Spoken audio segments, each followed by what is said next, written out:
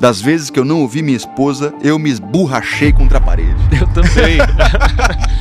Eu também, Mas Porque cara. Deus usa a boca da nossa esposa. Né? É por Deus isso. fala também através dela, né? Mulher de valor, ela tem que reclamar, ela tem que falar. Os discípulos de Jesus caminhando juntos, cara, a sua esposa vai enxergar certas coisas em Deus que você nunca vai ser capaz de enxergar. Elas têm uma intimidade com o Espírito Santo e um feeling que tem que ser ouvido. Tá certo. Quando você ama a sua esposa, você está disposto a morrer para que ela viva para sempre. Amor é permanência. Amor e permanência são quase sinônimos. Quem ama não descarta. Quem ama não te abandona. Quem ama não te troca. Quem ama não deixa você porque não está mais dando lucro, não está mais valendo a pena para ele. Nunca na vida passe 3 dias sem falar com a mulher da sua vida. Nunca vá dormir brigado com a mulher da sua vida. A Bíblia diz, não se ponha o sol sobre a vossa ira. Nós temos cristãos hoje que dizem que Jesus é o Senhor da casa. E o Senhor da casa é o celular. Porque não venha me dizer que você passa uma semana sem ler a Bíblia e você usa o celular 16 horas no dia. O seu Senhor é o celular. Você precisa se arrepender, porque a tela está mandando na sua vida. A tela está governando sua família, não é Jesus. Seja bem-vindo.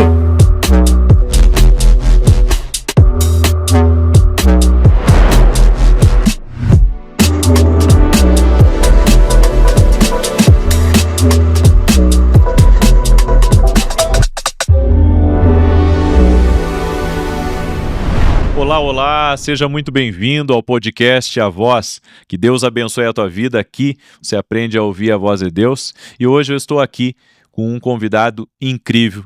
Você que ama ouvir sobre família, ouvir sobre filhos e quer direção para a tua casa, fica até o fim desse podcast.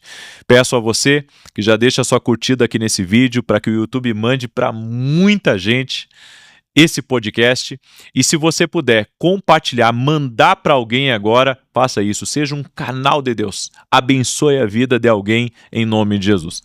Pastor Rafael Neri, seja muito bem-vindo, que Deus te abençoe, muito obrigado. Ô meu amigo, é uma honra, você tem uma graça muito especial de Deus, que eu acompanho há anos, e sempre quis estar aqui presencialmente, olhando no seu olho e aprendendo de perto. Obrigado pelo convite, pela confiança, pela oportunidade. A honra é nossa, pastor. Nos conta um pouquinho como que foi a tua entrega para Jesus, como que tu te apaixonou pelo Senhor e como que nessa caminhada com Deus mudou teu destino, mudou tua vida. Legal. Com relação ao ambiente cristão, eu só não nasci na igreja porque não era domingo, né? Porque eu sou filho de pastores. Já veio de berço cristão. E meu pai é um dos homens mais inteligentes que eu conheci na vida. Ele é um homem que passou na Federal de Medicina com 16 anos, se converteu, a família não tinha nenhum cristão, e resolveu com 16 anos abandonar a medicina para se tornar pastor.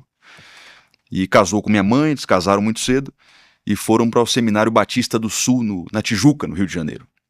E foi nesse cenário aí que eu nasci, né? O único carioca da família por acidente, né? Porque a família toda baiana, mas como eu era filho de seminaristas, nasci no Rio de Janeiro, na Tijuca. Então eu sou baiano pelo coração, mas na geografia nasceu no carioca da gema, né? Como se diz. E meu pai retorna para Salvador como pastor batista tradicional, vinculado à Convenção Batista, mas em 94... com aquele movimento das comunidades e a renovação espiritual, ele foi cheio do Espírito Santo e teve experiências com Deus que o fizeram sair da convenção e plantar uma comunidade cristã. Naquele tempo do Asaf Borba, Ademar de Campos, a Valnice Milhomens fazia as cruzadas de milagres, e o Brasil vivia aquela explosão de renovação espiritual dos dons. Enfim. Sim. Então, eu já tinha 4 anos na época, porque nasci em 90, e acompanhei isso tudo ainda que muito pequeno, né? Então o ambiente onde eu cresci, dos 4 até os 9, foi esse ambiente de renovação espiritual, com os retiros, os chamados na época encontros com Deus, e as músicas, né? Ludmila Ferber, Diante do Trono, e todo aquele cenário evangélico que mudou a história do Brasil completamente, né? E muitos de nós somos fruto daquilo ali. E o que é que acontece? Aos 9 anos...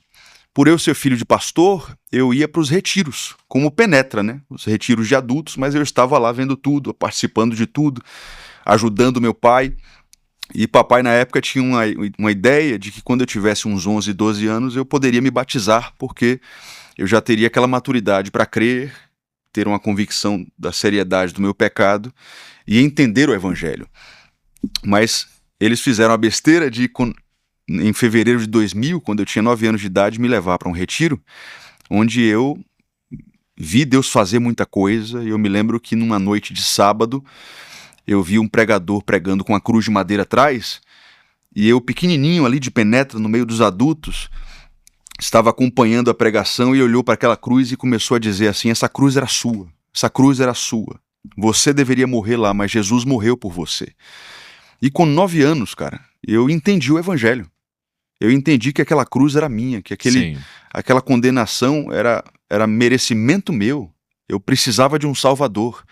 E Jesus tinha morrido por mim, pessoalmente, particularmente.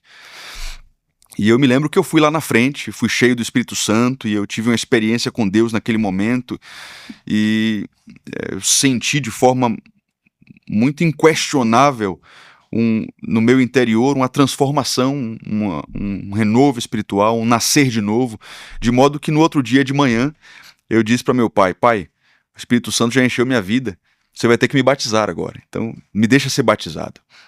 E houve um batismo no retiro, no domingo de manhã, e com 9 anos de idade eu desci as águas do batismo, fui batizado em nome do Pai, do Filho e do Espírito Santo. Ali foi teu encontro com Deus. Foi meu encontro com Deus no sábado, né? Porque no domingo foi só a confissão pública e a liturgia do batismo para que essa confissão acontecesse diante dos anjos, dos homens. Mas eu tinha plena convicção do que eu estava fazendo ali, né? Com 9 anos de idade, cara. Rafael, e nós sabemos que Deus fala conosco de muitas maneiras. Deus fala conosco principalmente através da palavra, mas Deus também tem multiformas de se comunicar com a gente. Deus fala conosco através de uma circunstância, nos nossos pensamentos, através da nossa consciência. Deus pode usar um profeta, Deus pode falar conosco através de sonho, através de visão. Enfim, Deus tem muitas maneiras de falar conosco. Uma das maneiras que Deus mais fala contigo, qual que é a maneira que tu percebe, puxa, essa é uma maneira que Deus usa para falar comigo? Tem alguma aí específica? Tem algumas, cara. Eu admito para você que eu, apesar de caminhar com Jesus há quase 27 anos, eu não me lembro de uma experiência onde eu ouvi a voz de Deus audivelmente. Sim. Nunca. Não tive muitas experiências de visão aberta, de enxergar coisas. Não é dessa maneira que Deus costuma falar comigo. Sim. Deus costuma falar comigo, principalmente quando eu estou com meus filhos. É interessante isso. Eu descobri que nas madrugadas, cuidando do meu filhinho, quando ele está com medo, no meu devocional, na mesa de casa, eu descobri que ali é a minha congregação. Eu descobri que a sala de jantar da minha casa é o meu púlpito principal. E quando eu estou ali servindo, cozinhando para os meus filhos, brincando com eles, geralmente são os momentos onde Deus mais ministra meu coração. Amém. É onde eu encontro Deus, me gastando por eles, guardando o celular e olhando no olho, cuidando da minha esposa. Geralmente é na singeleza de casa que Deus fala comigo. Olha só, eu creio nisso. Eu creio nisso, porque há alguns anos atrás, o meu segundo livro nasceu disso. Nasceu de um tempo de oração que eu estava, e quando eu estava ali naquele quarto, já fazia talvez 1 hora ali que eu estava em oração, eu tive uma visão de um pai olhando para um bebezinho. E Deus, através daquela visão ali que eu fiquei parado assistindo ali, veio um livro inteiro. Um livro inteiro veio de eu ter visto isso, né? De como a maneira apaixonada que o pai olhava para aquele bebê recém-nascido. Porque Deus ministra na gente, né? Através da família. através das crianças, através dos filhos. Eu te contei agora nos bastidores aqui como Deus usou a minha filha para falar comigo. Então, eu acredito muito que Deus vai usar o ambiente comum, né, e o ambiente do nosso dia a dia para se comunicar com a gente. Eu tive uma experiência parecida, certa vez, quando minha esposa estava amamentando. Porque, eu não sei se você concorda comigo, mas o amor de mãe, cara, talvez seja uma das coisas mais parecidas com o amor de Deus que a gente vai ver nessa vida. É impressionante. O nível de renúncia, o nível de abnegação que uma mãe precisa vivenciar na gestação, o corpo é modificado, os hormônios ficam uma bagunça, depois elas passam pelo parto, que é uma experiência que a gente nunca vai conseguir entender. E uma vez eu estava olhando de madrugada minha esposa dando de mamar, e eu percebi a forma como o meu filhinho olhava nos olhos dela, e tem todo aquele ritual, né? E ela olha nos olhos dele, e existe uma conexão ali tão profunda, né? Eu me lembro que algumas vezes eu tentei ajudá-la de madrugada para tirar um pouco de carga das costas dela, para ela dormir um pouco mais, mas tinha um problema, né? Porque eu não tinha seios, eu não tinha leite. Então, a conexão que existe entre um filho e uma mãe é algo que forte. um pai nunca vai entender, né? E eu ficava olhando aquela cena, cara, do filhinho sendo cuidado, e ali parece que ele tem uma sensação de estar totalmente protegido. E eu acho que Deus ministrou meu coração naquele momento, de como nós nos sentimos protegidos na presença dele, de uma forma que parece que nenhum problema mais importa, né? Eu creio. Às vezes você está vivendo um momento da sua vida em que você está no olho do furacão, parece que os problemas não vão passar, não vão acabar, mas quando você tem a convicção do cuidado de Deus, parece que você é levado para uma altura onde você fica mais alto do que as nuvens, mais alto do que a tempestade. É mais ou menos o que Estevão vivenciou antes de ser morto, né? Ele estava rodeado por uma turba de pessoas com pedras nas mãos, e ele estava olhando para o céu e dizendo: eu vejo os céus abertos e o Filho do Homem em pé à direita de Deus, e você vê naquele homem, prestes a ser morto, uma paz que excede todo entendimento. É a paz que nós temos quando estamos no centro da vontade de Deus, né? Quando você está ali, você pode passar pelo vale da sombra e da morte. Parece que você é imortal, você é invencível, você tem uma couraça que te protege, que pode vir problema, praga, feitiçaria, ameaça de morte, podem machucar seu corpo, tirar seus bens, mas vocês não tiram Cristo de mim. E se eu tenho Cristo, nada me faltará, eu não sentirei falta de nada. E aquele simples olhar para uma mãe amamentando falou para mim, eu acho que mais do que 1000 pregações, meu amigo. Que benção. É como Deus fala comigo na singeleza de casa. Amém. É a liturgia do ordinário, né? É o culto que acontece nas coisas simples de uma família comum, né? Tudo fala. Tudo comunica, né? É impressionante como Deus fala com a gente o dia inteiro, né, cara? Quando a gente está atento, né? Conectado. Pastor, e como que surgiu esse chamado para cuidar de família, para cuidar de criança, né? Porque Deus te usa muito na área da família, né? Como é que nasceu, como é que tu entendeu que esse era o veio do teu propósito? O que acontece é que eu conheci Jéssica com 14 anos, ela tinha 13, a gente se apaixonou, meu sogro disse que a gente não podia namorar porque éramos muito novos, e nós dois viemos de famílias fortes. Eu costumo dizer que a maioria das pessoas acham minha vida chata, porque eu sou o cara que nasceu no Evangelho, entreguei a vida a Jesus com 9 anos, nunca me desviei, me afastei, eu tive momentos de pequenas friezas espirituais, mas Deus me trazia de volta muito rápido. Conheci minha esposa com 14 anos, namoramos 7 anos virgens, casamos no altar com colegas de faculdade, colegas de escola, e toda uma conjuntura de amigos e conexões que tinham visto de perto o nosso testemunho, e nós tivemos o nosso primeiro relacionamento sexual na noite de núpcias. E a partir daí, olha só que coisa, né? A gente veio de famílias estruturadas, construímos uma família estruturada, cheia de princípios, e nunca tivemos uma crise muito séria, nunca divorciamos, temos 3 filhos que estão sendo criados no temor do Senhor, então muita gente olha assim e diz: poxa, que história chata, que história chata, eu não fui satanista, bruxo de artista, nunca traí minha esposa, nunca me desviei do evangelho. Então, o que é que acontece, né? Quando eu começo a pastorear, eu me dei conta de que mesmo dentro das igrejas, a maioria das pessoas não teve a realidade que eu tive. Mesmo entre os cristãos, os índices de divórcio são altíssimos. Com certeza. Mesmo dentro daqueles que deveriam ter as famílias mais estruturadas, nós temos famílias que estão totalmente quebradas. Então eu disse, cara, existe alguma coisa errada, porque nem todo mundo, mesmo dentro da igreja, tem o que eu tive. Eu preciso ajudá-los a restaurar. Eu preciso ajudar os jovens a construir uma família forte desde o início. Eu preciso equipar pessoas para sentirem a paz dentro de casa que eu senti minha vida inteira.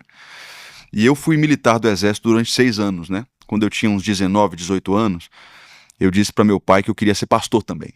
Ele nunca forçou a gente, meu pai sempre foi muito sábio nesse quesito, tanto é que meus irmãos mais novos, nenhum deles se tornou pastor. E eu sempre amei isso, eu disse, pai, eu quero ser pastor. Ele disse, não, você ainda não está pronto, eu quero que você encontre outro trabalho, você invista em outra profissão e depois Deus vai te falar se é isso mesmo. Mas antes, tenta construir uma fonte de renda com uma vida profissional que não seja dentro da igreja. Eu ouvi ele e eu queria casar, então eu entrei no Exército. Muito cedo comecei a trabalhar no Exército, entrei no curso de oficiais, passei no processo seletivo e como eu queria casar, a minha vontade era maior do que a de todo mundo ali.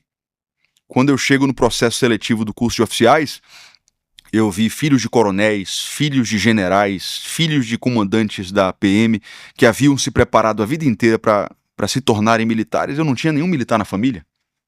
Eles eram fortes, faziam barra muito mais do que eu, corriam muito mais do que eu, mas eu disse, eu tenho uma coisa que eles não têm, que o favor de Deus está comigo e eu quero casar com a mulher da minha vida, então ninguém me pega. Sim. E eu percebi um favor de Deus, uma graça no Exército, que fez com que eu fosse mais rápido do que todo mundo, fiquei em primeiro lugar no curso de oficiais, fiquei em primeiro lugar no estágio, fui condecorado com medalhas. Olha só. Tive uma vida muito bem sucedida no quartel, ao mesmo tempo em que eu me dedicava ao ministério. Teve uma hora que não deu para conciliar, porque eu já tinha 6 anos de uma vida militar muito bem sucedida, todos os meus comandantes de batalhão se tornaram meus amigos pessoais, mas eu marcava um retiro na igreja, surgia uma missão bem no dia. Eu marcava uma conferência, o coronel me ligava para eu ir trabalhar. Eu disse, poxa, são 2 sacerdócios que não dão para viver juntos no mesmo homem. Então, ou eu me torno oficial de qualidade, de excelência, ou eu me dedico à vida pastoral. E foi em 2015 que eu tomei uma das decisões mais difíceis da minha vida com minha esposa, porque a gente tinha um bebê pequeno de 3 meses, e eu abdiquei das Forças Armadas como primeiro-tenente de infantaria para me dedicar ao ministério. E foi duro, porque minha renda caiu para 30% com um bebê pequeno em casa. Eu vivi um tempo de muito aperto e, naturalmente, eu comecei a me apaixonar por famílias. A minha paixão se tornou entrar num gabinete com um casal quebrado, com um casal que estava prestes a divorciar, e eu dizia, Deus, usa a minha vida para cancelar esse divórcio e mostrar para eles a saída desse poço. E quando eu percebi que num atendimento de 40 minutos, 50 minutos, eu conseguia tirar casais de uma crise que às vezes já tinha durado 5 anos, eu comecei a ficar entusiasmado nessa palavra que vem de Theos, né, de cheio de Deus. Caramba, eu entro aqui, Deus usa a minha vida e famílias são restauradas, mesmo que eu não ganhe dinheiro com isso e que eu tenha uma vida muito simples a vida inteira, eu amo isso aqui, é o que eu quero fazer pro resto da vida. Aí eu comecei a me especializar nisso.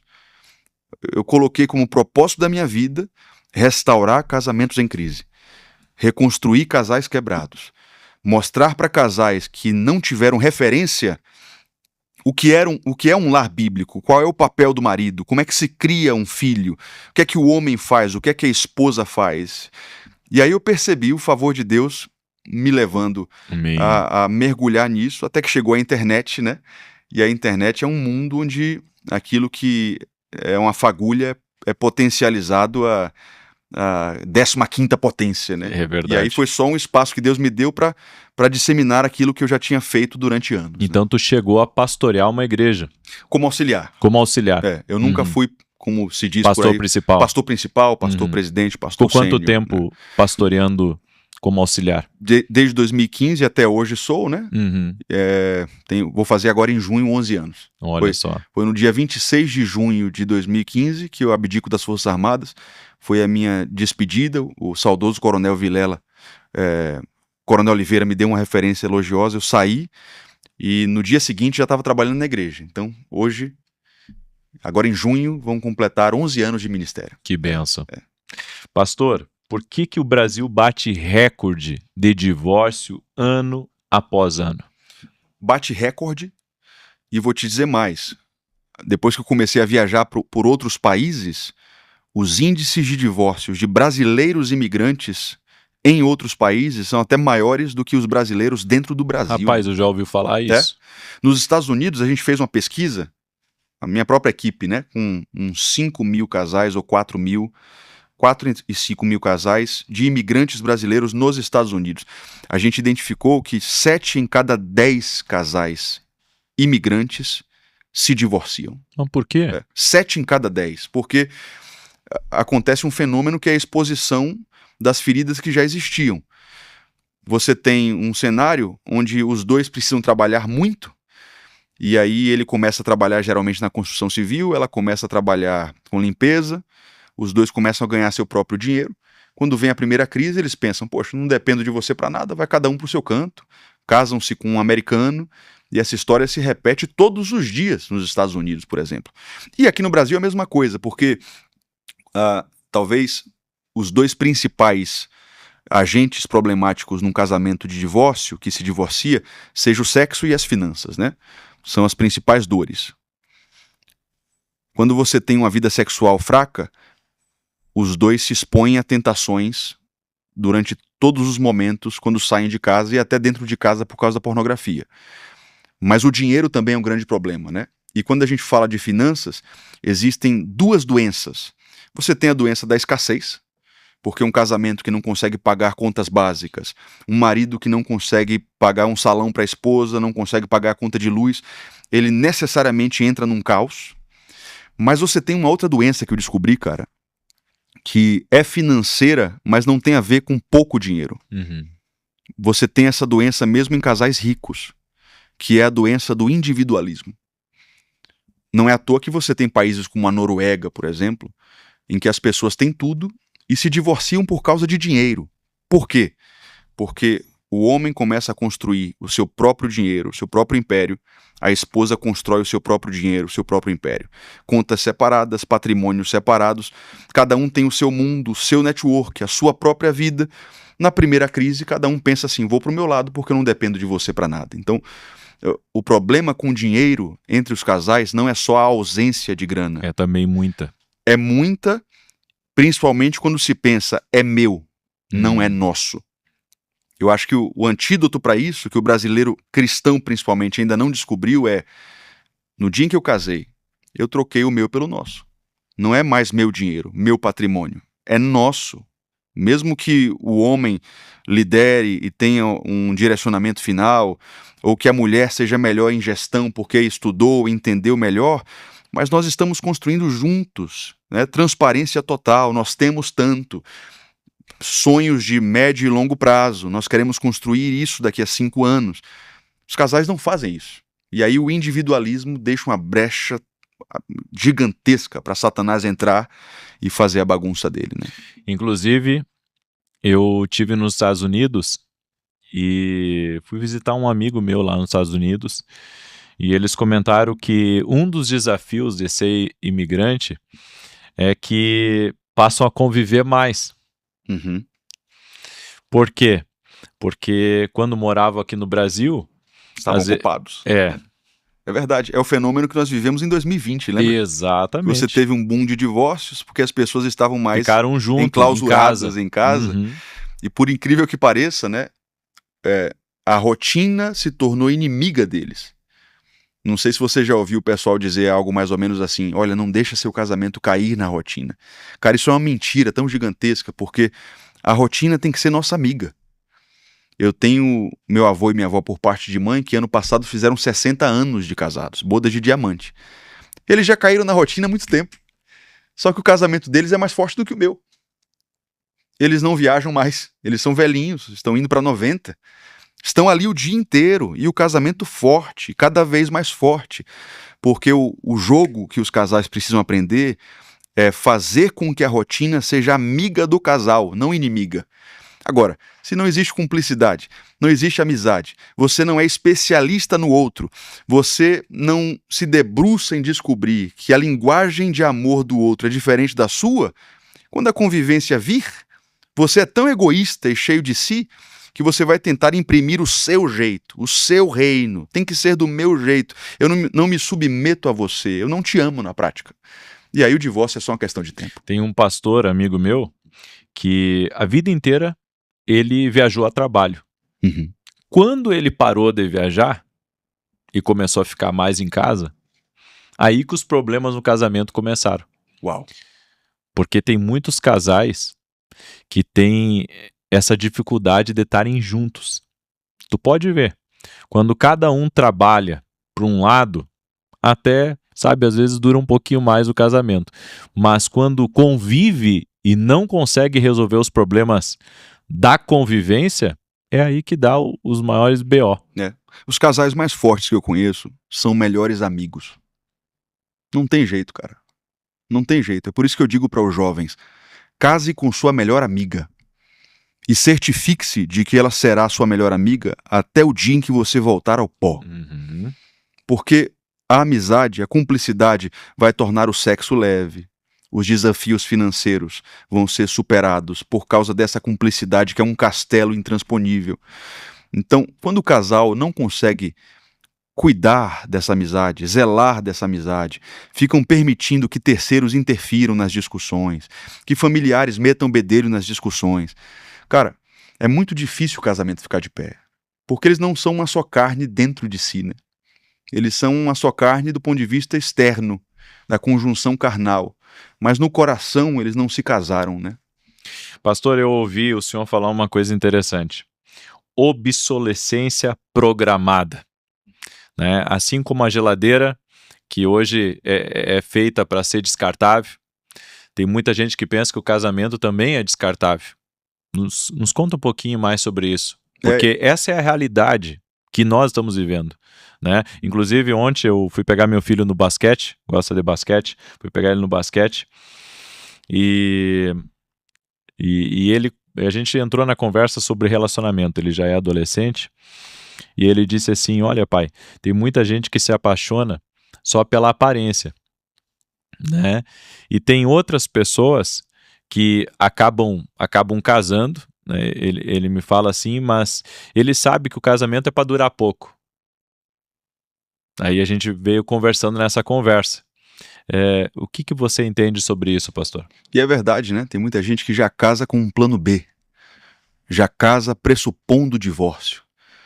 Eles já casam se protegendo de um divórcio. Você percebe esse fenômeno? Com certeza. As pessoas já casam dizendo, opa, e se ela fizer isso, como é que eu protejo o meu patrimônio? Se ele fizer isso, como é que eu não empobreço? É um contrato social frio, calculista, que não tem nada a ver com o casamento bíblico, né? Porque o casamento bíblico, eu diria que ele é sempre uma união total de bens. Só existe um regime matrimonial na Bíblia que é uma união absoluta de tudo que vocês são, tudo que vocês fazem, tudo que vocês têm. É verdade. Né? E esse fenômeno da obsolescência programada é um fenômeno da modernidade, né? Assim como você tem nos eletrodomésticos, nos eletrônicos, a ideia de que eles não podem durar muito tempo, senão o consumidor não vai comprar outro, as pessoas importaram esse conceito, essa filosofia para os relacionamentos humanos. Também não durarem. Então você tem relações que são completamente egocêntricas, ególatras, e você sempre vai ver as pessoas se aproximando de você, no fundo, com uma intenção secundária. Uhum. Elas querem um network, elas querem um acesso, como se diz por aí, elas querem aquilo que você pode proporcionar, os benefícios sociais. É uma relação profissional. Totalmente, cara. Uma relação profissional. Principalmente quando você está crescendo, né? Uhum. Porque eu costumo dizer que o amigo de verdade, ele precisa passar por 2 testes. Ele está com você quando você não é ninguém, quando você não tem nada a oferecer, quando estar com você não traz benefícios sociais, quando estar com você não significa ser beneficiado financeiramente, socialmente, ou seja lá em qual aspecto você colocar. Mas esse é somente um dos testes. É aquele que, como a palavra de Deus fala, é o amigo que nasce na angústia, na hora da dor, né? Só que, hoje em dia, no tempo das mídias sociais, você também precisa passar esse amigo por um segundo teste, que é no seu sucesso. É o amigo que está com você quando você está maior do que ele. É o amigo que está com você quando você está dando resultado e ele não. É o que curte a sua postagem quando você está bombando, que compartilha seu vídeo depois que você fica famoso. É o amigo que continua investindo e divulgando sua empresa, mesmo depois que ela já voou, porque ele é seu amigo na dor, na bonança. Falando assim, né? quase já tirou todo mundo. Os que passam pelos dois crivos são pouquíssimos, né, cara? Eu tenho um doutor amigo meu que a gente tava jantando de noite, a gente foi junto num evento e depois fomos jantar junto.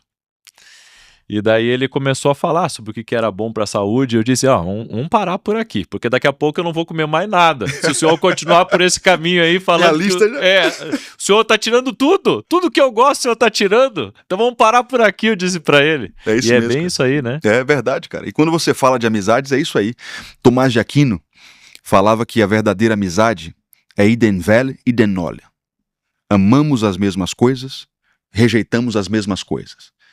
A verdadeira amizade, isso vale para casamento também, é um contexto onde aquilo que é inegociável para mim é inegociável para você. É verdade. Aquilo que eu amo, você ama. Aquilo que é principiológico, que é caro para mim, é para você também. Meu amigo, para você encontrar alguém assim, é 1, 2, 3, no máximo 4 na vida. É bem eu isso. vejo gente dizendo assim, eu tenho 50 amigos. Você não tem 50 amigos. Meu Deus. Você não tem 40, você não tem 20. Miles Monroe, em uma das pregações dele, que é um cara respeitadíssimo, já falecido, mas é uma das pessoas que mais ministrou e trouxe revelação sobre o reino de Deus. Né? Eu desconheço alguém que trouxe tanta revelação, né? Depois do Senhor Jesus, Miles Monroe. Porque ele falou um negócio numa pregação assim que me impactou. Ele estava ministrando sobre liderança para uma igreja até, e ele falou que ele não tinha mais do que 10 amigos. Aí eu pensei, né? Um cara, amigo de presidentes, amigo de multinacionais mundiais, né? Amigo dos maiores pastores reconhecidos a nível também mundial. Não tem 10 amigos, não tem 10 amigos. Aí eu pensei, o que vai sobrar para mim? E é isso mesmo, cara. Porque assim, aqui em São Paulo, o pessoal tem um costume de chamar todo mundo de amigo. Amigo, vem cá. Né? Amigo, pode colocar R$200 aí no tanque. Ou seja, mas a bem da verdade é que a gente não tem muitos amigos, tem muitos conhecidos. Uhum. Né? Tem aqueles amigos que a gente pode dizer que é amigo, mas são pessoas distantes. Mas amigo mesmo, é pouquíssimas pessoas. Né? É porque o relacionamento de verdade, ele precisa passar pelo teste do tempo. Sim. Uma vida não dá tempo de você investir em mais do que 10 relacionamentos genuínos. É impossível. Porque assim como a madeira boa é a madeira mais antiga, o vinho bom é o vinho velho, Sim. As doutrinas mais antigas são aquelas que foram mais testadas e são as mais confiáveis, os relacionamentos bons são aqueles que passaram pela forja do tempo. E isso leva décadas, cara. É difícil, é raro de encontrar.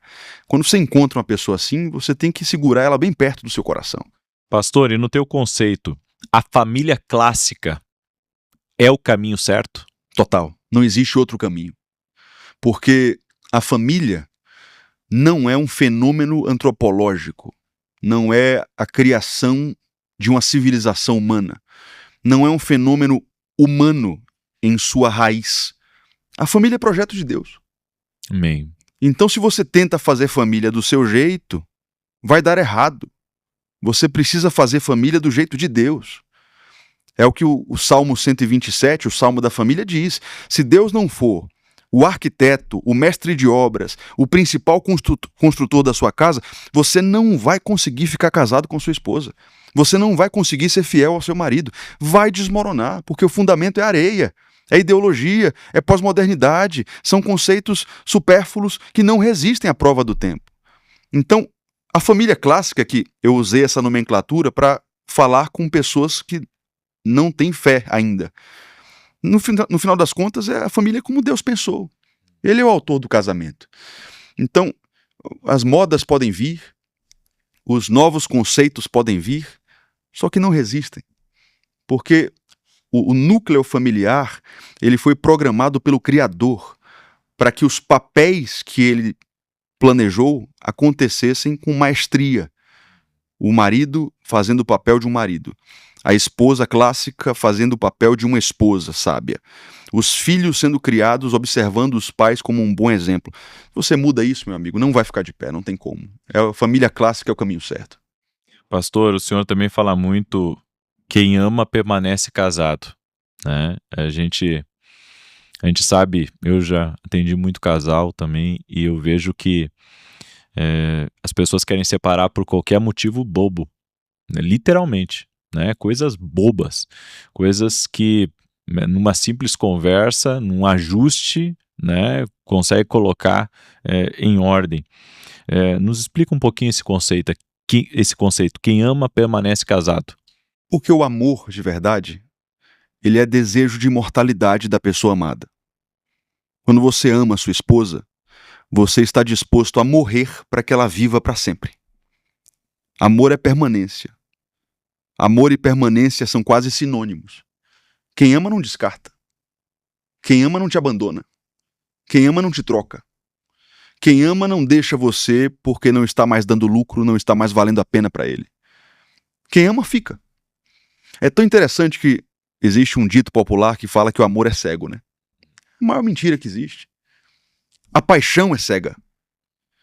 A paixão, que vem de pathos do grego, patologia, enfermidade, essa enfermidade que é quase uma miopia da alma, ela é cega. Você vê que uma mulher apaixonada, você fala assim, minha amiga, você vai casar com esse homem. Você não está vendo que ele é grosseiro, ele vai te tratar mal, ele é possessivo. Ah, não, mas ele é lindo, eu estou apaixonada. Pathos, tá cega, mas o amor é lúcido. O amor é o contrário de cego, ele enxerga bem. Ele enxerga os defeitos, enxerga as limitações. Ele vê as suas limitações, aquilo que você faz de errado, mas não te define pelos seus pecados. Ele diz, eu vejo os seus pecados, mas eu vou permanecer porque eu quero ajudar Jesus a te levar para o céu. Eu vejo os seus pecados, mas eu sei que a minha maturidade vai santificar você. 1 Coríntios capítulo 7. Né? A esposa virtuosa santifica o homem que ainda não tem Deus no coração, que está no processo ainda. Então, o amor de verdade que o mundo não conhece não acaba.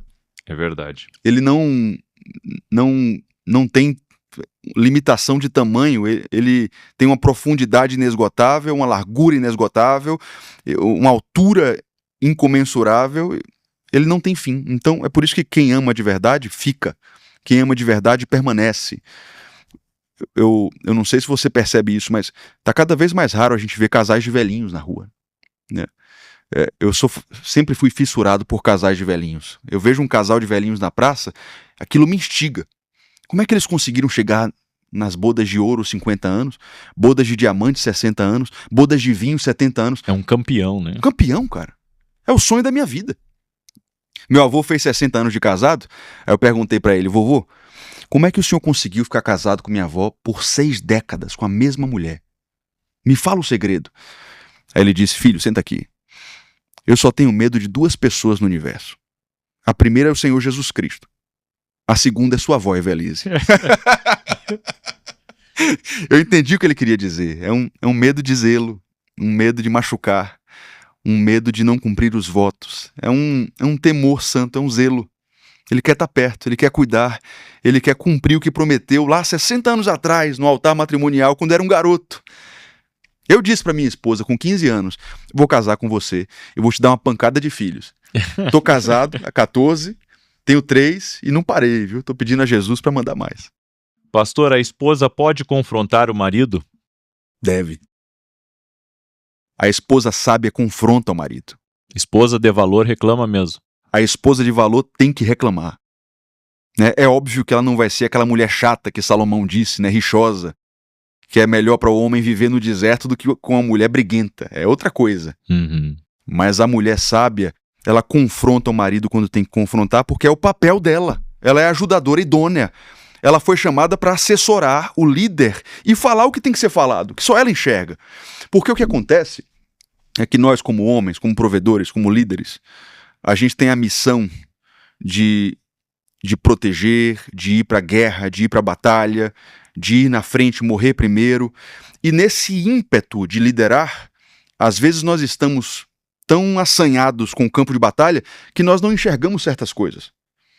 Mas tem coisa que só a mulher enxerga. Isso aqui vai dar errado.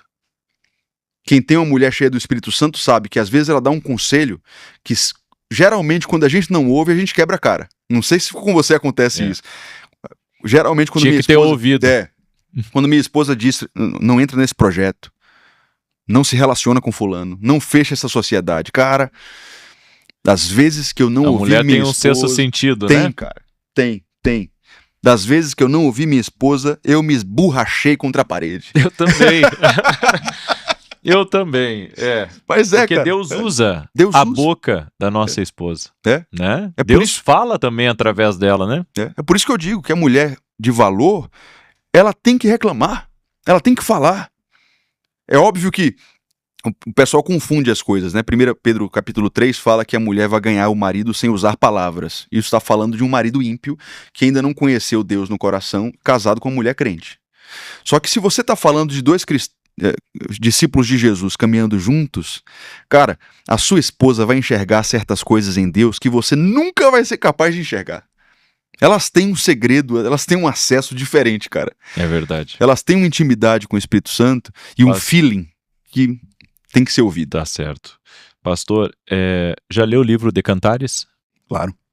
O livro de Cantares ali, né? Claro que existem muitas opiniões ali, que é só sobre Salomão e a Sunamita, mas também existe uma reflexão que ali fala que Salomão representa Jesus e a Sulamita representa a igreja.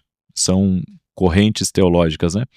Mas olha que interessante, na história de Salomão e da Sulamita, ele se torna uma plebeia, né? Uma pessoa simples, uma pessoa do povo, né? E ele, rei, né? Governador, e ele se faz passar por um plebeu também. O que a gente entende da história ali, de Salomão e da Sunamita, é que ele queria que alguém amasse ele não por aquilo que ele tinha, mas por aquilo que ele era. Né? Então ali a gente vai ver um amor, a gente vai ver uma busca, né, de alguém que quer que ame por aquilo que é e não por aquilo que tem. É muito interessante a história de Cantares ali. Vivemos num tempo onde tem pessoas que casam por aquilo que o outro pode dar para ela, mas não por aquilo que a pessoa é, né? E a gente sabe, tem gente que casa por dinheiro, casa por aquilo que o outro tem, né? E qual seria, assim, eu posso dizer, os requisitos, né? Porque eu acho que o amor tem que ser o principal, né? De uma pessoa se apaixonar pela outra, de casar, né? Mesmo que a outra não... Porque a gente vê que as pessoas escolhem mal, né? Com quem vai casar. Verdade. Uhum. Que você entende sobre isso? Eu acho que o que eu mais tenho dificuldade em passar para casais no início dos atendimentos é a ideia de que num casamento cristão nós tratamos o outro como Cristo nos tratou. Nós não tínhamos nada a oferecer a Cristo. E ele pagou o mal com o bem. A Bíblia diz que nós éramos inimigos de Deus. A Bíblia diz que nós éramos filhos da desobediência, filhos da ira. E ele fez de nós co-herdeiros com Cristo. Geração eleita, nação santa. Qual o mérito há nisso? Então eu sempre falo para a esposa, ok, eu ouvi tudo de ruim que seu marido já fez, mas eu preciso te falar que só existe um caminho para restaurar seu casamento. Para fazer esse casamento dar certo. Para construir uma família cristã, bíblica, que tem Deus como base.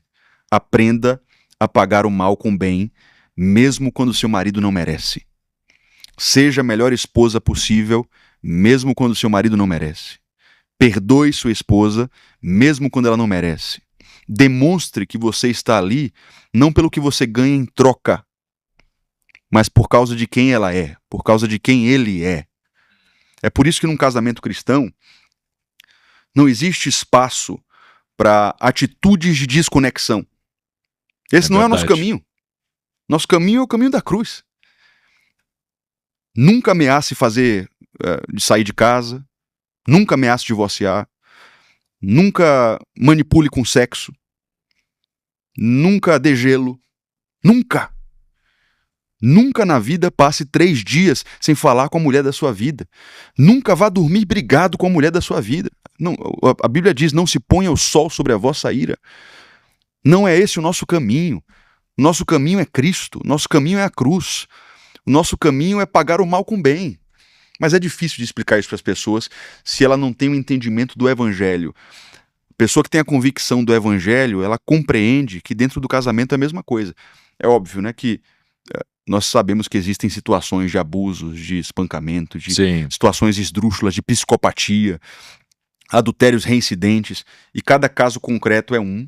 A gente não vai obrigar de forma nenhuma que a pessoa fique num relacionamento doentio, porque ela não é um laboratório social para esperar a morte chegar, né? Em alguns casos a gente precisa ter a clareza de que é uma questão de integridade física e almática, a gente precisa preservar a vida das pessoas. Eu estou falando de um casamento que tem potencial de restauração, um casamento onde existe pelo menos um desejo de mudar, um desejo de arrependimento genuíno. Nesse caso, a pessoa precisa compreender que a relação humana abençoada por Deus é uma relação desprendida, desinteressada do ponto de vista dos interesses carnais, né? Senão não dá certo. Pastor, você se sentaria numa mesa onde a sua esposa não é bem-vinda? Nunca.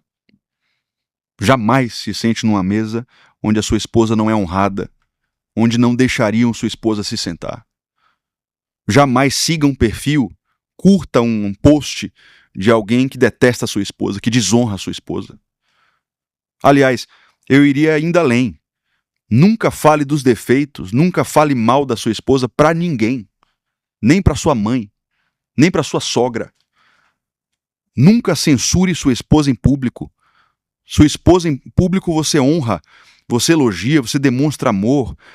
Você precisa deixar muito claro que ela é a pessoa mais importante da sua vida em todos os detalhes. Ninguém no mundo é mais importante do que minha esposa. É o Senhor Jesus, o Deus Pai, o Espírito Santo. Depois só existe uma pessoa que é Jéssica, minha esposa. Até os meus filhos, em termos de primazia relacional, vêm depois da minha esposa. É minha mulher. É o único ser humano no mundo que a Bíblia diz que é uma só carne comigo. Então, em todas as circunstâncias e diante de quem for, eu deixarei claro que ela é a pessoa mais importante da minha vida. É a mulher da minha vida. Jamais me sentaria numa mesa assim. Você sabe que tem muitas famílias que às vezes têm problema com o marido, né, da filha, e por terem problema com o marido, acabam dizendo que ele não é bem-vindo lá, né, e vice-versa. Também quando isso acontece, da família rejeitar a esposa, né? Porque às vezes a família tinha um outro plano, né? Queria que ela casasse com outra pessoa. Como lidar com uma situação assim, pastor, onde a pessoa... Porque eu recebo muitas mensagens, né, de gente que é rejeitada pela família. Sim. Acontece muito, cara. Muito, né? É. E às vezes a gente fica até numa situação difícil de aconselhar, porque assim, a gente ouve cada coisa, tipo que esses dias eu recebi uma mensagem ali do YouTube, né? De uma mulher dizendo que a família dela não quer mais saber do marido dela, não quer que vá nas festas da própria família. Possivelmente ele deve ter feito alguma coisa, né? Mas às vezes a gente sabe também que é rejeição. Como lidar numa situação dessa? É uma situação muito chata e que acontece com uma frequência absurda, cara. O pessoal vai comentar aí que tá assistindo nossa conversa, porque é muito comum você ver casais que passam por esse dilema, né? Poxa, minha própria mãe, minha sogra, meu sogro não sabem lidar com o meu cônjuge, não sabem lidar comigo. O que é que a gente faz? A gente está no meio de uma guerra. Quer dizer, é minha mãe, a palavra de Deus diz que eu tenho que honrar, mas não gosta da mulher com quem eu casei. Como é que eu faço, né? Nesses casos, o conselho que eu costumo dar é o que a palavra de Deus nos ensina, que no que depender de nós, nós precisamos ter paz com todos. Então esse é o primeiro ponto. A beligerância, a guerra, a crítica, a gritaria, a baixaria, jamais vai partir de nós. No que depender de nós, vai haver paz, reconciliação, envolvimento da família como um todo, nas festas, nas datas importantes, quando for possível. Agora, uma coisa precisa ficar clara, é um princípio do núcleo familiar, né? No dia em que você casou, você decidiu sair do núcleo familiar dos seus pais e constituir o seu núcleo familiar, o seu casamento. Esse casamento tem que ser protegido. Se por uma questão de saúde você precisa imprimir uma distância saudável dos seus pais para preservar o seu casamento, isso precisa acontecer. Esses dias eu vi numa sátira, né? Quem senta no banco da frente, a mãe ou a esposa? A esposa, né? A esposa. A esposa, a esposa, quando eu casei, ela se tornou a mulher mais importante da minha vida. Minha mãe eu continuo honrando, eu sou grato a tudo que ela representa. Ela continua sendo minha conselheira, na medida em que isso for saudável para minha família. Uhum. Eu continuo usando as oportunidades que eu tenho para estar com ela, para fazê-la feliz, para honrar aquela que foi a minha genitora. Mas agora o meu núcleo familiar é outro. Eu me tornei uma só carne com uma mulher e eu tenho com ela um relacionamento tão profundo que nem minha mãe tem comigo. Isso precisa ser analisado numa perspectiva onde, se possível, você continua se relacionando com seus pais, com seus sogros. Se não for possível, você prioriza o seu casamento e você ora para Deus, né? Te dá sabedoria para reconciliar, reconectar e fazer com que esse relacionamento volte a ser uma realidade. Mas enquanto ele colocar em risco o seu casamento, uma distância saudável é recomendada. E tem um outro conselho muito importante, viu, Vinícius? Que é o seguinte: você tem um marido, tem a esposa. Se o problema que o casal está enfrentando é com a mãe da esposa, o meu conselho é que a esposa lide com a própria mãe. Não o marido. Isso é importante, né? Você entendeu? Sim. Porque às vezes eu vejo a esposa dizendo assim: a gente está com um problema com minha mãe, eu já falei para ele resolver, colocá-la em seu devido lugar, conversar com sabedoria. Daí não vai dar certo. Não vai dar certo. Uhum. Porque a gente vai ter uma situação onde ela vai tomar as suas dores e pensar que ele é contra você e contra ela. Então, o princípio que eu sempre ensino para os casais é: o próprio filho lida com os problemas com seus próprios pais. Nunca o genro com o sogro. Esse é um conselho importante. Nunca a nora com a sogra. Isso evita problemas que são lógicos e óbvios, né? Porque não é filho de sangue, não é filho biológico, né? Então existe uma forma correta de fazer. Eu acho que o filho precisa ter essa conversa difícil e tensa com seus pais. Pastor, todo casamento pode ser restaurado ou tem um limite? Eu acho que existe um limite por causa da dureza de coração. Foi o que o nosso mestre falou em Mateus 19. Por exemplo, se ele sai de casa, traiu ela, né, e não quer mais voltar para casa. Agora pela manhã, até por incrível que pareça, uma uma mulher me mandou essa pergunta, que eles estão separados há 5 anos, né? Foram casados por 30 anos e estão separados há 5 anos. Ela continua orando por restauração. Até quando? Isso vai muito da pessoa. Às vezes Deus colocou nela um coração, uma fé de que o casamento dela vai ser restaurado e a gente não tem como interferir. É algo muito pessoal de Deus com a pessoa. Mas na tradição cristã, nós temos 2 motivos que respaldam um divórcio biblicamente. E um terceiro que é uma questão de óbvia, na minha opinião. Eu vou te explicar por quê. Nós temos o primeiro, que está em Mateus 19, que fala da imoralidade sexual. Sim, traição, né? Então você tem uma imoralidade que é reincidente, não existe fruto de arrependimento, não existe perspectiva de mudança. Isso respalda um divórcio, isso respalda uma separação por uma questão de lógica. Você tem um segundo motivo que está lá em 1 Coríntios capítulo 7, que é o abandono irremediável. A pessoa desertou do casamento. Ela escolheu sair de casa. E você já tentou de todas as formas e tem convicção de que deu o seu melhor para ela retroagir e não deu certo, você tem respaldo bíblico e na interpretação dos cristãos ao longo de milênios nesse segundo aspecto. Então, imoralidade sexual, o abandono irremediável. E tem um terceiro, que eu entendo que talvez seja o mais importante em nossos dias, que está em Malaquias capítulo 3, quando Deus fala que odeia o divórcio, assim como ele odeia o homem que se cobre de violências como se cobre de roupas. Então, no caso de espancamentos, violência. No caso em que a mulher, Entendi. ou às vezes o homem, né, está com a sua integridade física, a sua vida em risco comprometida, eu acho que existe um valor maior do que o próprio casamento para Deus, que é a vida do ser humano, porque uma alma vale mais do que o mundo inteiro. Então, eu acho que são os 3 casos onde você tem um respaldo quase que jurídico para você se separar. Agressões físicas, o abandono irremediável e a imoralidade sexual. Quer dizer que não é possível restaurar? Não vejo assim. Eu vejo que a experiência nos mostra o contrário. Eu já vi casamentos com esses 3 casos que foram restaurados.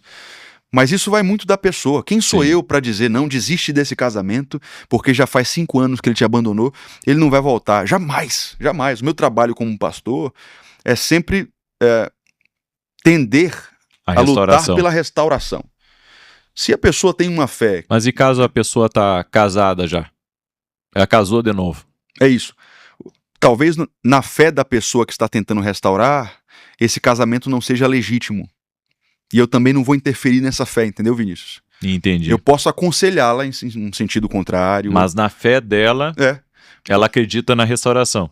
Por exemplo, eu já vi cristãos que entendem que o marido está com um amante. É bem delicada essa questão. Né? O marido está com um amante, até morando, não é casado no papel e continua casado no papel com ela.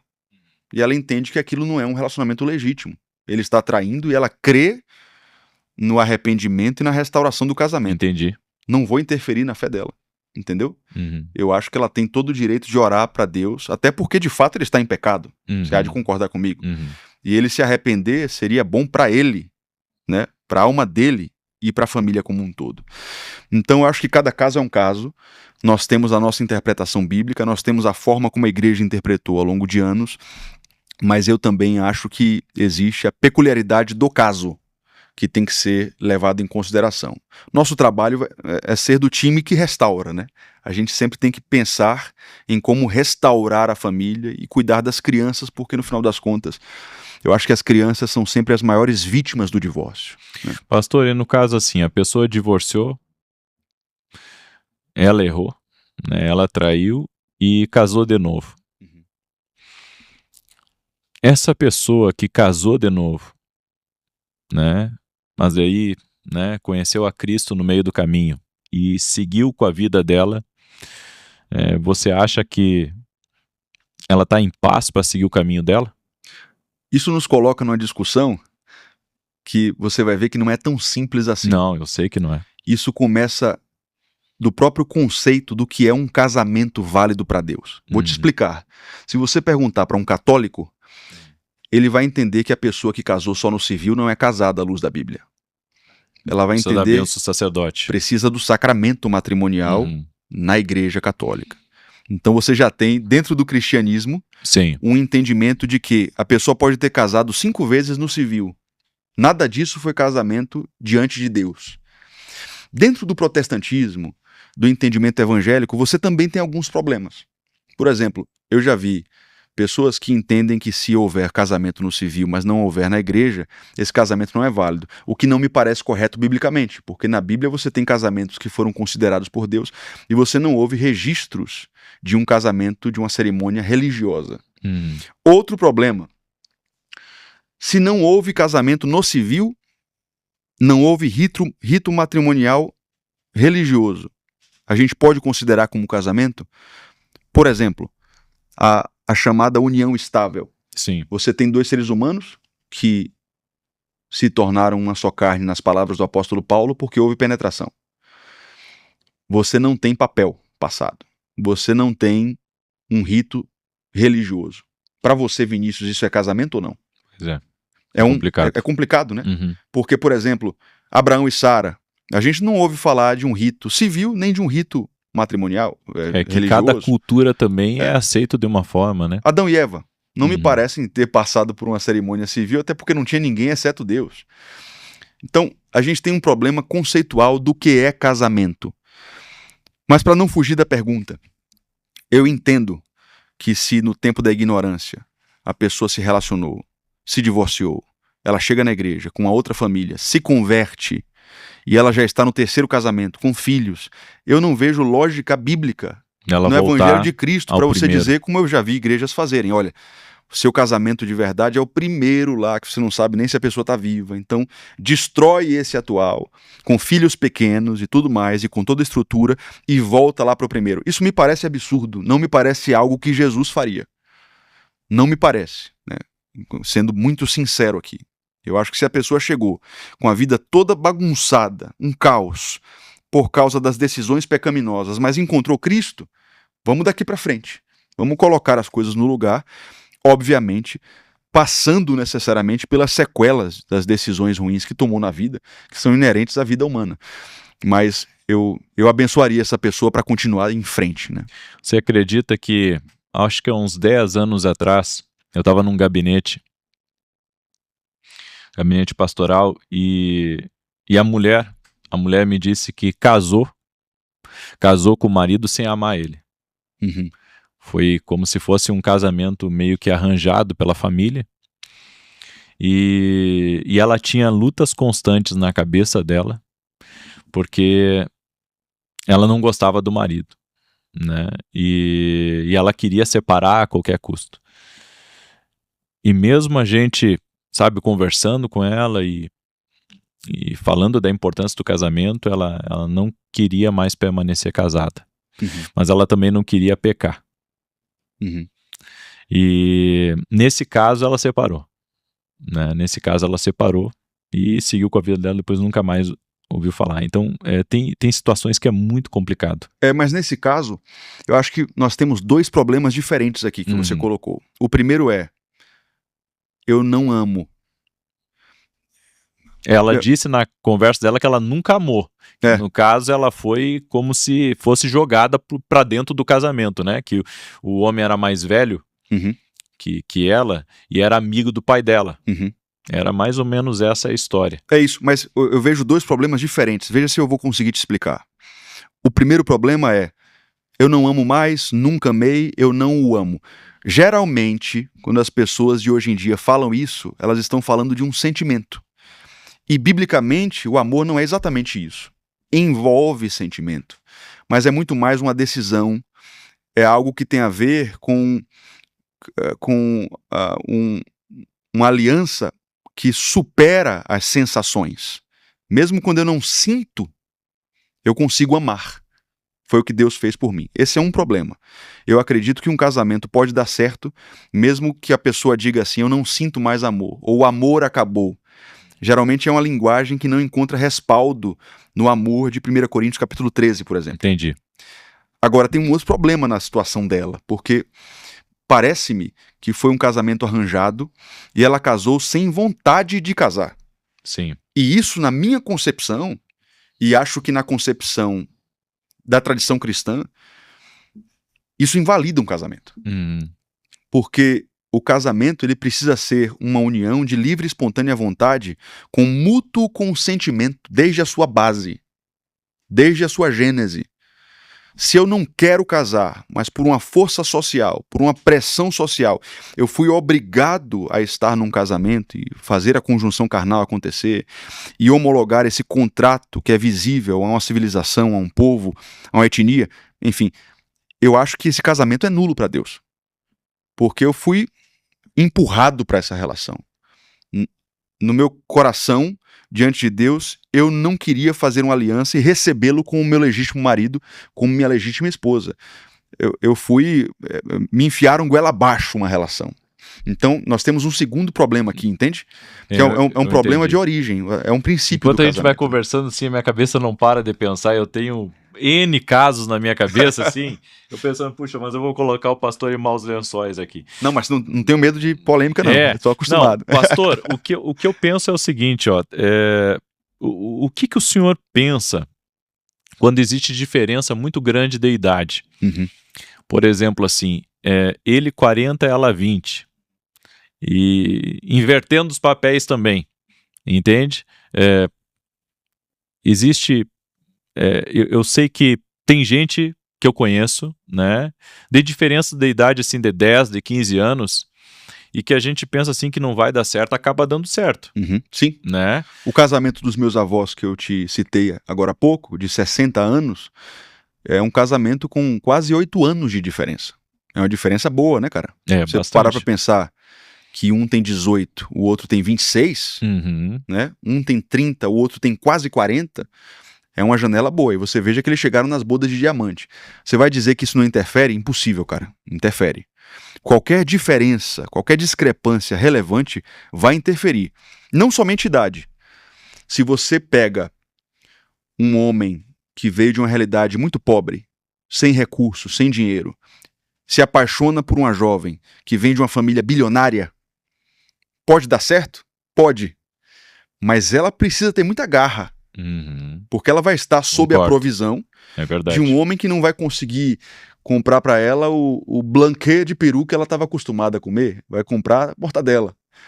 Ela não vai poder ir naquele salão fazer os procedimentos estéticos que ela quer porque o cara não consegue pagar. Então, vai colocá-lo, o casamento, em um desafio que é transponível, mas vai depender da maturidade e da vontade do casal. Agora tu entrou numa área interessante. Tem grande parte dos divórcios é por causa de dinheiro, né? Sim, muitos. Sexo e dinheiro, né? Sexo e dinheiro. São as duas principais dores. Essa questão do dinheiro que tu colocou.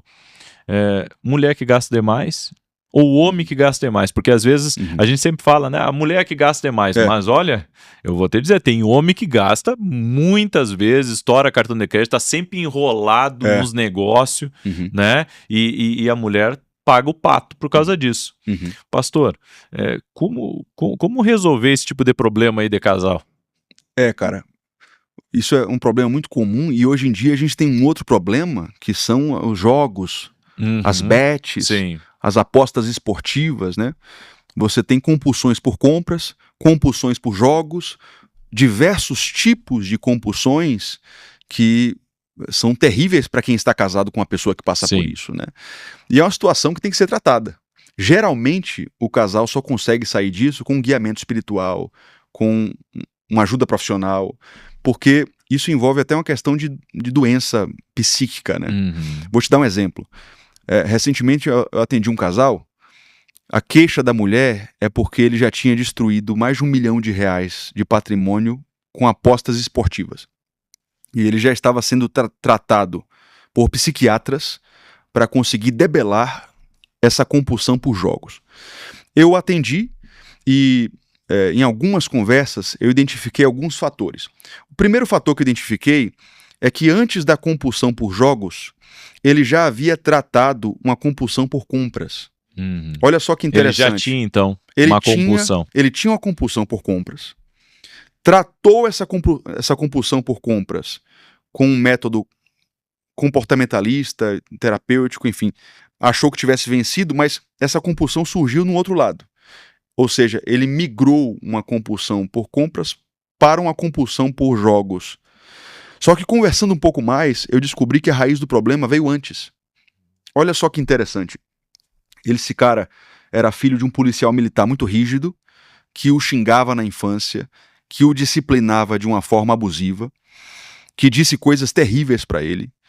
E por causa desse relacionamento paterno confuso, ele entendeu no seu inconsciente, na sua alma, que ele precisava sempre ser um devedor.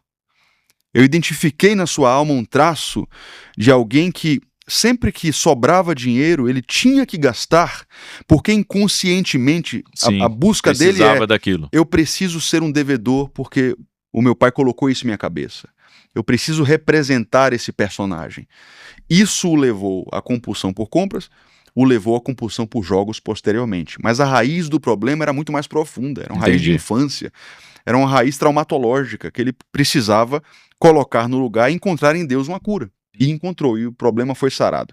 Só contei esse caso, que foge um pouco da regra, para demonstrar que às vezes isso só vai ser vencido com ajuda de fora. Eu acho que o casal que passa por isso precisa procurar ajuda. Porque às vezes você tenta fazer seu marido enxergar, só que você não consegue por causa da sua posição, assim como o marido. Ah, meu marido é cabeça dura, ele não enxerga. É porque tem muita intimidade ali, e às vezes as próprias feridas emocionais que vocês já causaram um ao outro, faz com que o outro não enxergue o que você fala. Vem um Natan, como no caso de Davi e Batseba, vem uma pessoa de fora e... meu Deus do céu, como eu nunca tinha enxergado isso. Deus usa um profeta, Deus usa um irmão em Cristo, Deus usa um pastor, Deus usa uma pessoa na internet. A gente precisa buscar essa voz que vem de fora, que às vezes ajuda os casais. Um conselheiro, um pacificador. Um conselheiro, um mentor, um pacificador, que traga esse equilíbrio, essa moderação. E essa questão que tu falou do sexo. Sexo também é um problema entre os casais? Maior. Sem dúvida alguma. Muita briga. Maior. Geralmente, quando existem problemas no casamento, essas pedras estão no colchão. São problemas na cama. E aqui tem diversos fatores, né? Hoje você tem uma epidemia de pornografia, que está a um palmo da nossa mão, todos os dias, 3 da manhã, de manhã cedo, de noite, em todos os momentos. Não é como uma droga que você tem que ir numa balada, numa boca de fumo. Sim. Tá aqui. Tá no seu banheiro, tá na sua sala, tá quando ninguém tá vendo, você tá com o celular na mão. Sim. E aí você tem uma crise de homens que descobriram a pornografia com 9 anos e casaram com 20. Esse cara pode ser virgem, mas ele tem uma década de vício em pornografia, que alterou o cérebro dele completamente. Ele enxerga sexo da perspectiva de um espectador. Ele é um voyeurista. Ele não sabe o que é se relacionar com a mulher real como quem está praticando o sexo de fato. Ele está acostumado a se autoerotizar com o próprio corpo, não com o corpo de outrem.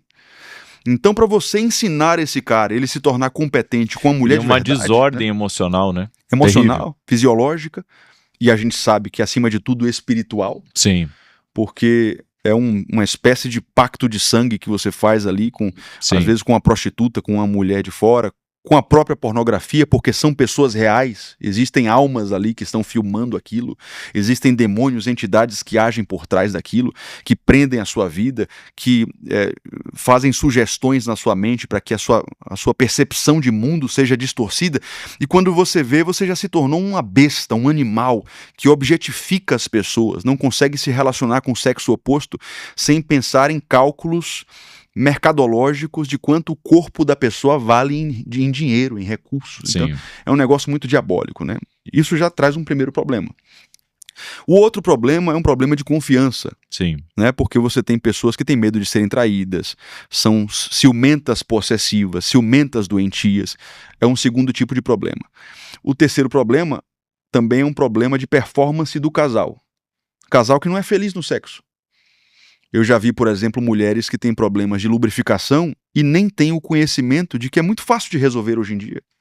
Você tem tecnologias, tratamentos, medicamentos que vão te ajudar a gostar da interação carnal com seu Sim. marido, e você está sofrendo há 5 anos, 10 anos, com uma vaginite, ou da parte dele com algum tipo de dificuldade no corpo dele, uma baixa hormonal, um transtorno hormonal que facilmente pode ser resolvido, se não for tratado, vai se tornando um grande problema de felicidade dentro do sexo do casal, que deveria ser a grande festa do casamento, né? Pode ser também, por ser um tema um pouco tabu, Total. da pessoa não buscar uma ajuda, né? Você vê até dentro das Psicológica, igrejas, né? emocional, né? Física, né? Dentro da igreja, Sim, é muito comum você ter igrejas que não têm abertura para falar sobre isso, né? sim. Não ensinam casais, não pregam sobre isso. E isso precisa ser resolvido. Eu falei de 3 problemas, mas tem um quarto, que talvez seja o maior de todos, que é a utilização, a quantidade de utilização de aparelhos eletrônicos. Uhum. Isso tem destruído as famílias.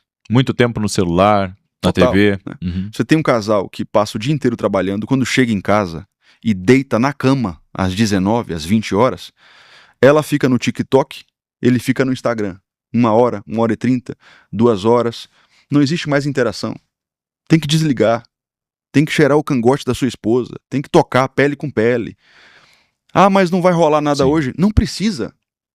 É ficar junto, é conexão física. É o ser humano que dorme do seu lado que precisa de atenção. Isso tem causado outros problemas, né? Hoje as pessoas estão enfrentando uma demência digital. É um termo cunhado na Coreia do Sul que é impressionante. Não é normal você ir para a sala e se esquecer o que você veio fazer. Quem já passou por isso? Todo mundo, né? Abrir a geladeira, opa, o que é que eu vim pegar aqui? Verdade. Esquecer a chave, esquecer a carteira. Pô, esporadicamente até vai. Mas o tempo inteiro é o que os coreanos chamam de demência digital. O cérebro do homem não foi feito para ser multitarefas.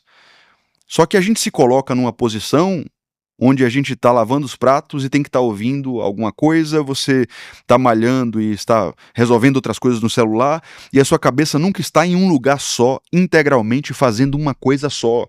E isso tem produzido uma destruição neural que é gigantesca nas crianças. Existem crianças que estão manifestando sintomas parecidos com autismo ou com TDAH, mas na verdade é o cérebro neuroinflamado pelo excesso de telas.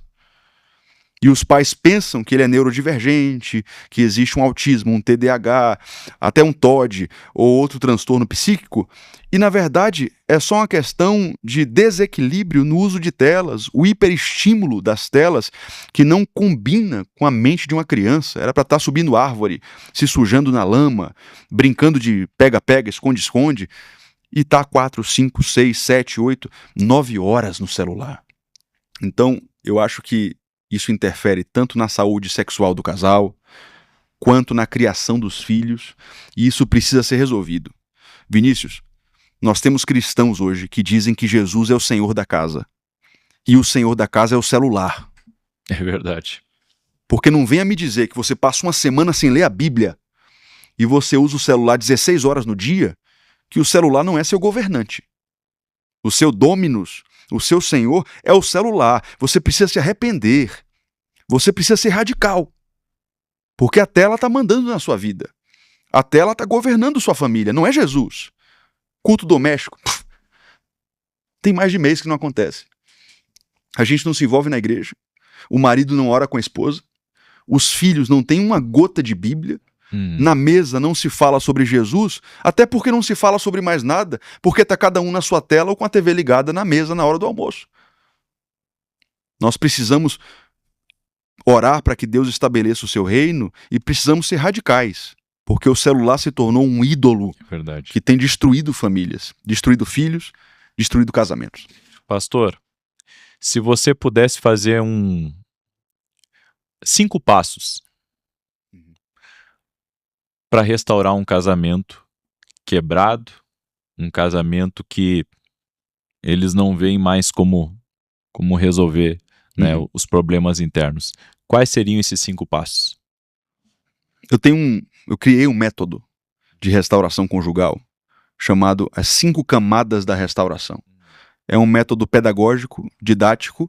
Essas camadas, esses passos não precisam acontecer necessariamente um de cada vez, mas é só uma forma de estruturar didaticamente para que a pessoa enxergue o que ela precisa fazer. E eu utilizo esse método em meus atendimentos há quase 10 anos. Né? Eu penso até em escrever um livro especificamente sobre essa metodologia, as 5 camadas da restauração conjugal. Primeiro passo que precisa acontecer é uma ressignificação onde a pessoa entenda o que ela nunca entendeu, o que é um casamento. Os papéis do homem, os papéis da esposa. Pagar o mal com o bem. O princípio da regra de ouro de Jesus, de tratar o outro como você deseja ser tratado. Essa primeira camada, esse primeiro passo, é o passo onde eu levo o casal a olhar para trás e identificar não os erros do outro, mas os seus próprios erros. Ok, seu marido fez coisas terríveis, mas você também consegue admitir que muitas vezes você empurrou ele para o ambiente da tentação? Você consegue sair um pouco do seu egoísmo e reconhecer os seus próprios erros? É uma camada de mudança de mentalidade. Se essa camada não for vivenciada, é impossível restaurar, porque eles vão se destruir novamente. Então, essa mudança de mente, que eu fiz errado... É verdade, isso é muito bom. Entender que meu casamento não caiu da noite para o dia, foi uma série de semeaduras, microdecisões egoístas, e ele também não vai ser reconstruído da noite para o dia. Essa é a primeira camada, primeira fase, primeiro passo. Em segundo lugar, nós temos o passo da reconexão. O que é que eu posso fazer da minha parte para me reconectar com o outro? De repente ele não fala mais comigo, mas eu posso procurar situações onde eu o sirva, mesmo que ele esteja me ignorando. Talvez ele tenha me bloqueado no WhatsApp, mas eu vou procurar situações onde eu consiga ter contato com ele e ser servil, romântico, amoroso, que eu posso fazer da minha parte para me reconectar. Se os dois estão participando juntos desse processo, é o melhor dos mundos, né? Eu falo de um só porque geralmente a restauração começa com um, e depois Deus vai abrindo os olhos do outro. Entendi. Terceiro passo é a camada da quebra de objeções. Porque se no passo anterior você se esforçou para reconectar, você se esforçou para servir, se esforçou para achar circunstâncias onde você demonstre a sua vontade de mudança, o outro ainda tem certos bloqueios. Não, mas você vai me trair de novo. Você vai mentir de novo. Eu te conheço, você está carteando. É embuste, você não vai mudar. Essa é a camada onde eu penso quais são as objeções que vêm à mente do outro quando ele pensa em restaurar. E aqui eu vou abrir um parêntese, pastor, aqui nessa terceira camada que o senhor está compartilhando. Tem muitos casais que eles têm muita mágoa guardada, muito ressentimento, né? De coisas que... Bom, tem mulher que entra em gabinete lembrando da lua de mel, de problemas que teve na lua de mel. Verdade. Gente que fica há 20 anos casado, 30 anos casado, lembrando de um episódio ruim, negativo que aconteceu na lua de mel. Aí eu fico pensando, meu Deus do céu, a pessoa... porque a mágoa é uma bagagem que a pessoa carrega. Isso, é um veneno, né? É um veneno. Então tu imagina a pessoa aí segurando tudo quanto é coisa que acontece. Porque assim, o homem ele é mais prático. Aconteceu lá atrás, ele pode até ter ficado com uma coisa no coração assim, mas ele segue com a vida. A mulher não. Isso é verdade. Eu acho que o homem tem uma tendência menor a ser rancoroso. Eu percebo esse comportamento mais nas mulheres, apesar de que já vi as duas situações. Porque às vezes na briga vem tudo, né? Lá detrás de coisas que aconteceu e mais um pouco, né? O que é algo até covarde, né? Porque você tá 5 anos depois, na hora de uma discussão, você pega o pecado que a pessoa cometeu lá no passado e joga na cara. Imagine se Deus fizesse isso conosco. Né? É por isso que a palavra de Deus fala que nós devemos cortar as raízes de amargura assim que elas nascem, né? Em nossos relacionamentos. Diz que perturba, né? Porque o coração tem essa tendência, né? De guardar o ressentimento, o rancor, a mágoa. Isso é fruto da carne, não é fruto do espírito. E no casamento isso é muito real.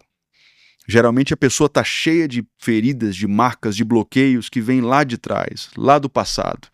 E aí você vai ter que pedir sabedoria a Deus para demonstrar para a pessoa que isso não faz mais parte da vida de vocês hoje.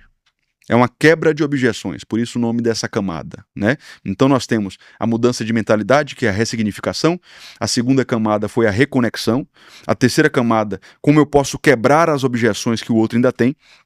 E quando esse processo termina, você chega na quarta camada, que é a camada da reestruturação fundamental. Ok? Já reconectamos, algumas objeções já foram quebradas, e pelo menos, ainda que o casamento ainda esteja em crise, os dois aceitaram a reconstrução. Aí você chega nessa quarta camada, que é a camada onde a gente vai ensinar os pilares de um casamento. Diálogo. Por que trincou? De 0 a 10, como é que estava a nota do nosso diálogo quando o casamento quebrou? Era aqui o problema? O diálogo era o calcanhar de Aquiles? Era finanças? Opa, vamos reconstruir. Individualismo, metas de longo prazo, de médio prazo, escassez, como é que a gente muda isso aqui? Sexo? Estava ruim? Pornografia, desconfiança, ciúme, a celebração do casamento na cama não estava leve, por quê? Vamos reconstruir. Rotina, os símbolos, os valores, a vida devocional, que no final das contas é a mãe de todas as crises conjugais. Toda crise conjugal é uma crise devocional. Toda crise conjugal começa com a negligência do sacerdócio. Você pode escrever isso aí. O casal sempre chega com outra dor. O sexo tá ruim, ok? É um sintoma. Diálogo tá ruim, ok? Eu vou identificando as dores principais. Mas se você volta lá atrás, Sim. O homem não exerceu o sacerdócio. A mulher negligenciou a vida de oração. Não tinha presença. Não tinha o Espírito Santo coordenando tudo. Então, esse pilar que tem que ser reconstruído da vida de adoração, da vida devocional, é o mais importante de todos. Acabamos essa camada, a gente vai para a última. Você vê, a reconexão foi feita. Isso aqui pode levar meses, tá? As objeções foram quebradas. Os pilares foram reestruturados. É uma obra de engenharia estrutural, né? Aí você chega na última camada, que é o refazimento dos votos. Vamos fazer uma celebração de renovação dos votos? Vamos olhar um no olho do outro e pedir perdão e fazer uma aliança renovada? Olha, eu não sou mais aquela pessoa. Daqui para frente vai ser assim. Eu me comprometo a fazer assado. Vamos por esse caminho aqui. É uma camada onde Sim. se tem que refletir na importância. É uma reconstrução total, né? É esse trilho geralmente que eu utilizo ao longo desses anos para restaurar os casais que eu ajudo. Nós vamos ter que marcar um outro podcast, porque eu tinha uma parte para falar dos filhos, mas vai ter que ser para outro podcast, porque vai levar mais 1h30 aí, porque entramos na área de casamento e ali ficamos. Mas, pastor, quero agradecer a sua vinda aqui, quero lhe dar essa lembrança aqui do nosso podcast. Né? Que honra, cara. E esse aqui é o meu último devocional. Café com Jesus é um devocional, uma palavra para cada dia eu conheço do ele. ano. Tenho ouvido falar bastante sobre Espero ele. que possa te abençoar, a ti e a tua casa. E eu gostaria agora que você se dirigisse a essa câmera e liberasse uma palavra para a família, uma palavra para um casamento que precisa de uma restauração. E como que o pessoal também pode te seguir para ter mais conselho, para caminhar contigo. Te dirige para essa câmera e abre teu coração. Amém. Antes de tudo, obrigado, meu amigo, pela oportunidade, por cada ensinamento. Eu passei talvez uns 20 minutos com você antes de entrar aqui e valeu mais do que muitas palestras e muitas horas de vídeos na internet. Gratidão. Eu te agradeço por esse ambiente onde você foi um professor para mim. Amém. Honra é nossa. Eu espero voltar e ter mais contato contigo. Amém. Temos que falar dos filhos. Hoje não deu aqui. Verdade, nós nos envolvemos tanto na área do casamento, né? E... A área dos filhos dá pano pra manga, hein, cara? Exatamente. Tem muita coisa pra falar. Não chegamos na metade aqui, né? Porque o assunto vai ficando interessante e a gente vai adentrando nele, né? Que legal, cara. Mas um outro dia a gente vai marcar de novo aí. Amém. Vou falar com eles então. Olha, você que assistiu esse podcast, eu queria te dar uma palavra sobre sua família. A sua família não é um projeto seu. A sua família não vai ficar de pé por causa das suas habilidades, por causa dos seus méritos, por causa da sua competência. Porque antes de nascer no seu coração, a sua família nasceu no coração de Deus. É um projeto de Deus, é um plano de Deus. E é por isso que, se ela estiver fundamentada em Deus, que é o autor do casamento, ela vai ficar de pé. Então eu queria fazer uma oração. Queria orar por você que entrou nesse podcast, ouviu essa conversa e de repente está em crise no casamento, não sabe como restaurar, não sabe como criar seus filhos, não sabe como fazer a sua família ficar de pé. Quero orar por você nesse momento para que Deus te dê sabedoria, te dê as armas, as habilidades necessárias e as oportunidades para fazer esse casamento dar certo. Obrigado, Senhor, por essa conversa aqui, por esse tempo. Amém. Obrigado porque nós estamos falando e nós passamos alguns minutos aqui falando sobre algo que é muito precioso, é muito caro para ti, que é a nossa família. Verdade, Deus. Eu quero orar pela família dessa pessoa que está me assistindo agora. Porque sem a tua presença nós somos completamente incompetentes para fazer uma família dar certo. Deus. Se o Senhor não entrar em nossa casa, nós não vamos conseguir fazer essa família ficar de pé. Eu oro para que o Senhor ajude essa pessoa que está assistindo. Eu oro para que o Senhor entre onde existe rancor e traga reconciliação. Amém. Onde existe vício e traga sanidade. Onde existe briga, gritaria, que haja harmonia, que haja paz de Cristo. Amém, Deus. Eu A concordo. paz que existe na minha casa, na casa do Vinícius, Amém, nós Jesus. ministramos sobre a casa dessa pessoa que está Verdade, assistindo Pai. agora. Que toda arte, artimanha, plano, obra das trevas seja neutralizado. Amém, E Deus. que a presença do Senhor entre, inunde cada cômodo, cada coração. Que a salvação se estabeleça no cônjuge, nos filhos, que a história deles seja completamente transformada e eles consigam construir e edificar um lar para a tua glória. É a nossa oração em nome de Jesus. Amém. Que Deus te abençoe. E você que nos acompanha no podcast A Voz, olha a palavra profética que está ressoando aqui dessa mesa.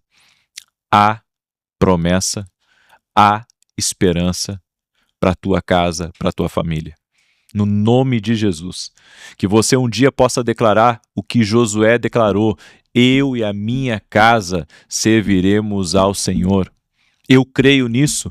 Eu creio que o Senhor vai estabelecer casa firme aí na tua casa, aí na tua família. Tua casa vai ser firme, vai perpetuar muitas gerações em nome de Jesus.